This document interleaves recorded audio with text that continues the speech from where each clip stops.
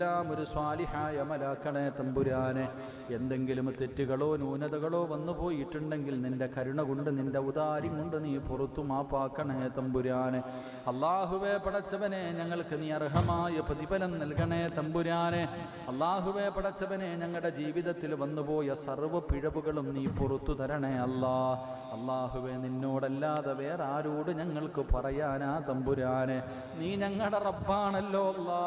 പടച്ചവനെ, നീ ഞങ്ങളുടെ റബ്ബാണല്ലോ അല്ലാ. ഞങ്ങൾ നിന്റെ അടിമകളാണല്ലോ അല്ലാ. ഞങ്ങൾ എത്ര വലിയ പാപം ചെയ്തവരാണെങ്കിലും നീ പുറത്തു തരണേ അല്ലാ. ഒരവസരം തരണേ അല്ലാ. ഞങ്ങളെ നന്നാക്കണേ അല്ലാ.